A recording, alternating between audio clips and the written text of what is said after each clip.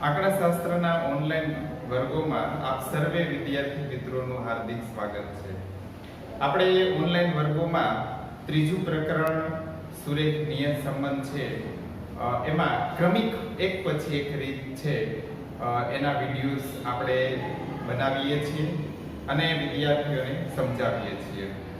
હવે આજે આપણે ત્રીજું પ્રકરણ છે, તો ત્રીજા પ્રકરણમાં જે સૂત્ર ટૂંકી રીતનું સૂત્ર છે એનો ઉપયોગ કરીને આપણે દાખલો ગણવાનો હોય, તો આવો દાખલો છે એ કેવી રીતે કરશું. તો ટૂંકી રીતના સૂત્રનો ઉપયોગ કરવા માટે આ સૂત્રનો ઉપયોગ કરશું. B બરાબર n sigma uv minus sigma u into sigma v એના છેદમાં n sigma u square minus sigma u આખા કાઉન્સનો વર્ગ. જો વિદ્યાર્થી મિત્રો, સુરેખ નિયત સંબંધ જે પ્રકરણ છે એનો 5 માર્કનો જે વિભાગ F માં દાખલો પૂછાય છે, ઈ આ રીતનો દાખલો હોય છે. એટલે 5 માર્ક છે ઈ આપણા માટે રોકડિયા માર્ક કહેવાય. અને પૂરા માર્ક્સ લેવા માટે તો આ દાખલો ઉપયોગી છે જ, પણ કોઈ નબળા વિદ્યાર્થી હોય કે મધ્યમ વર્ગના વિદ્યાર્થી હોય તો એને આ 5 માર્કનો દાખલો છે એના માટે આશીર્વાદરૂપ છે. જો આ એક દાખલો છે એ વ્યવસ્થિત સમજી લે અને આ જ રીતે જો એ દાખલો ગણી નાખશે તો 100% એને 5 માર્ક મળવાના છે. હવે આપણે ટૂંકી રીતનું સૂત્ર છે એ ક્યારે વાપરવાનું, તો નિયત સંબંધનો કોઈ પણ દાખલો હોય વિભાગ F માં નિયત સંબંધનો કોઈ પણ દાખલો હોય, ઈ દાખલામાં ટૂંકી રીતનું સૂત્ર છે એ વાપરી શકાય. ટૂંકમાં F વિભાગનો દાખલો છે, તમે એમાં આ સૂત્રનો ઉપયોગ કરી અને જવાબ લાવી શકો છો. અહીંયા દાખલાની ગણતરી કેવી રીતે કરવાની, કેવી રીતે જવાબ લઈ આવવાનો છે, તો એના માટે અહીંયા તમે રીત છે એ સમજી લઈએ. હવે આ દાખલો છે ટેક્સ્ટ બુક પાના નંબર 125 ઉપર ચોથું ઉદાહરણ છે. હવે અહીંયા ચોથા ઉદાહરણમાં રકમ આપણને આપી છે કે જો અલગ અલગ જુદી જુદી વ્યક્તિઓ 7 છે, એની માસિક આવક 1000 રૂપિયામાં આપેલી છે, માસિક ખર્ચ છે એ પણ એને અનુરૂપ 1000 રૂપિયામાં આપેલો છે. તો આવક છે એને આપણે ચલ x કહીશું અને માસિક ખર્ચ છે એને ચલ y કહીશું, અને એનો ઉપયોગ કરી અને આપણે દાખલાની ગણતરી કરશું. અહીંયા આગળ આપણને એમ કહે છે કે આ માહિતી ઉપરથી નિયત સંબંધ રેખા મેળવો, અને નિયત સંબંધ રેખા મળી જાય ત્યાર પછી કોઈ વ્યક્તિની આવક જો 75000 રૂપિયા હોય તો એનો ખર્ચ કેટલો હશે એનો આપણે અંદાજ મેળવવાનો છે. તો ચાલો સમજીએ ગણતરી આની કઈ રીતે કરશું. તો સૌથી પહેલા આપણે આ રીતનું કોષ્ટક બનાવવાની જરૂર પડશે. એમાં જે રકમમાં ચલ x આપ્યા છે એ બેઠે બેઠા લખી લઈશું. ત્યારબાદ ચલ y છે એ અહીંયા લખી લઈશું.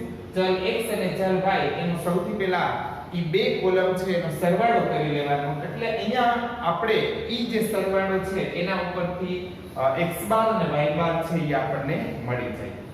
તો પહેલા તો આપણે આ બે કોલમ છે એનો સરવાળો કરી નાખવાનો. ત્યાર પછી અહીંયા જે u મેળવવાનો છે, તો u મેળવવા માટે x a આ રીતે આપણે કોલમ તૈયાર કરશું. હવે આપણને એમ થાય કે ભાઈ આમાં a શું છે, તો જે આ x છે એમાંથી a બાદ કરવાનો છે. a એટલે શું? a એટલે assumed mean એટલે ધારેલો મધ્યક. તો આ જે ચલ x છે આમાંથી કોઈ પણ સંખ્યાને આપણે મધ્યક તરીકે ધારી શકીએ. પણ વિદ્યાર્થી મિત્રો, કોઈ પણ સંખ્યાને જો આપણે મધ્યક તરીકે ધારવા જાશું તો બનશે એવું કે x a જ્યારે મેળવશું ત્યારે એની બાદબાકી માં અમુક રકમ છે એ પ્લસ માં આવશે, અમુક રકમ છે એ માઈનસ માં આવશે, અને પછી આપણે પ્લસ માઈનસ ની માથાકૂટ કરવી પડશે. જો આપણે એવું ન કરવું હોય તો વિદ્યાર્થી મિત્રો, આ x છે એમાંથી સૌથી નાની સંખ્યા છે એને આપણે a તરીકે ધારી લેવાની. હવે અહીંયા સૌથી આ ચલ x નું તમે અવલોકન કરો તો આમાં સૌથી નાની સંખ્યા છે એ 60 છે, તો આપણે a તરીકે 60 ધારી લઈશું. ધારેલો મધ્યક છે એ 60 છે, એટલે આપણે x a એટલે જે આ x છે આ બધામાંથી આપણે 60 બાદ કરશું. તો તો 60 માંથી 60 જાય 0, 70 માંથી 60 જાય તો 10, 64 માંથી 60 જાય તો 4, 68 માંથી 60 જાય તો 8, 62 માંથી 60 જાય તો 2, 65 માંથી 60 જાય તો 5, 72 માંથી 60 જાય તો 12. તો આ રીતે આપણને u મળી ગયો છે. u વિદ્યાર્થી મિત્રો આપણે x a ઈ રીતે મેળવો છે અને a તરીકે સૌથી નાની સંખ્યા આપણે લીધી છે. પછી એનો સરવાળો કરશું એટલે અહીંયા 41 આપણને જે મળે છે u નો સરવાળો છે એને કહેશું સિગ્મા u. હવે એવી જ રીતે v મેળવશું તો v મેળવતી વખતે આ જે y છે એમાંથી સૌથી નાની સંખ્યા છે એને આપણે મધ્યક તરીકે ધારી લઈશું અને એને કહીશું b. તો અહીંયા y માં સૌથી નાની સંખ્યા અવલોકન કરો તો 50 છે ઈ સૌથી નાની સંખ્યા છે, સૌથી નાનું અવલોકન છે એને આપણે b તરીકે ધારી લઈશું. તો હવે y b એટલે બધામાંથી આપણે b બાદ કરશું એટલે બધાયમાંથી 50 બાદ કરવાના છે.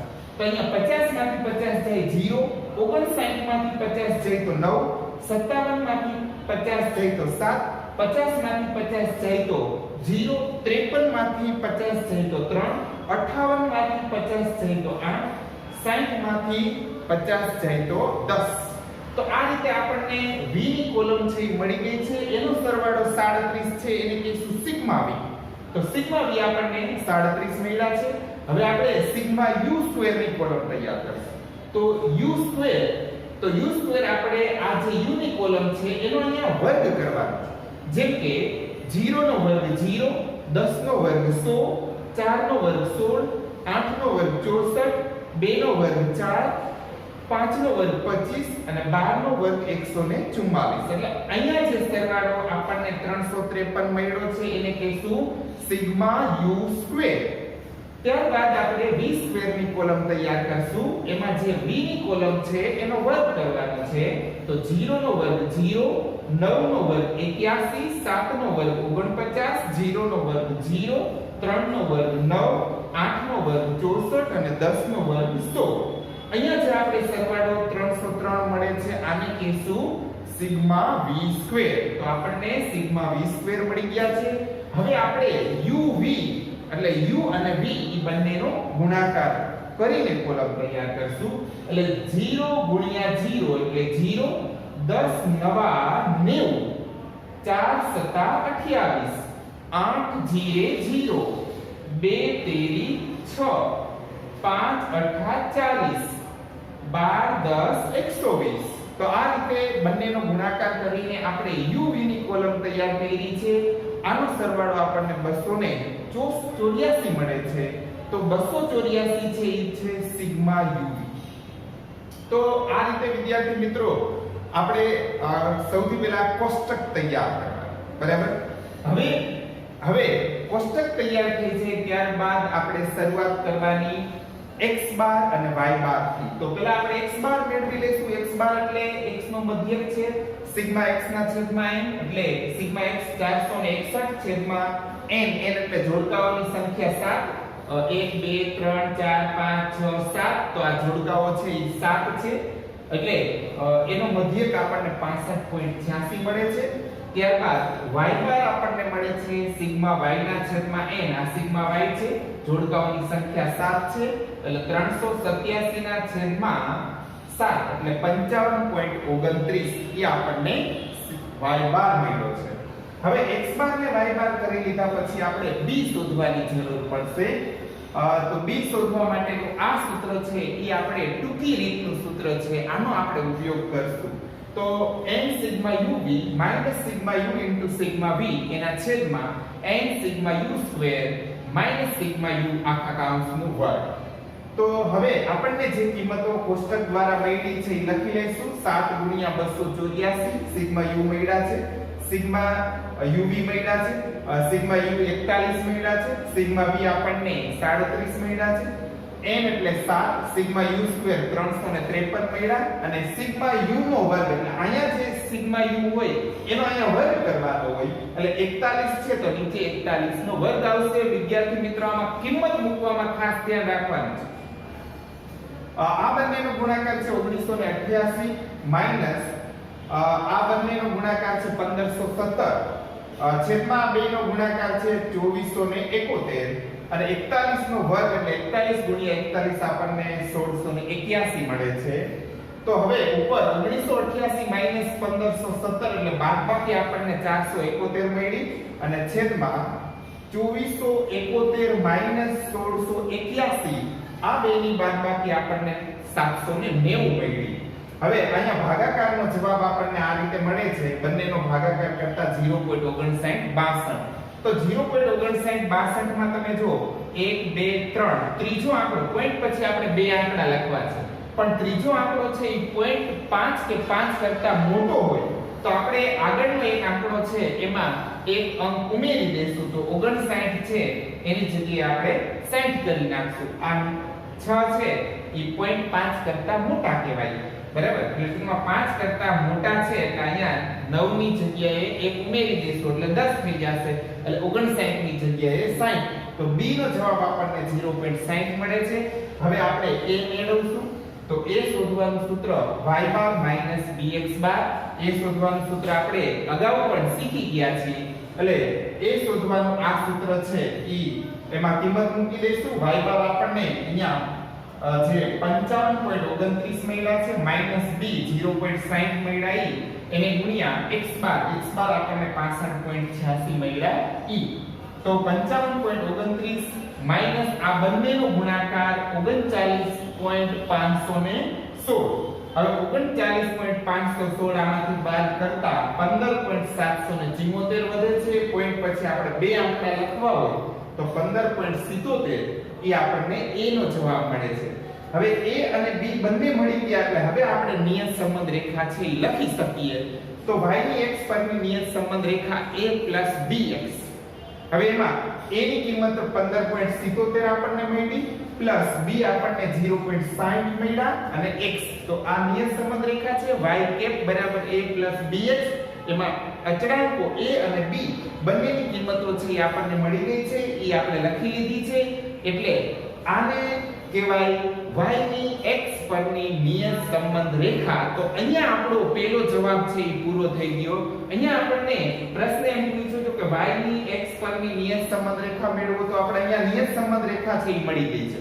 પણ અહીંયા બીજો પ્રશ્ન આપણને એમ પૂછ્યો છે કે આવક 75000 રૂપિયા હોય એટલે x બરાબર જ્યારે 75 હોય ત્યારે y નો અંદાજ મેળવવાનો છે.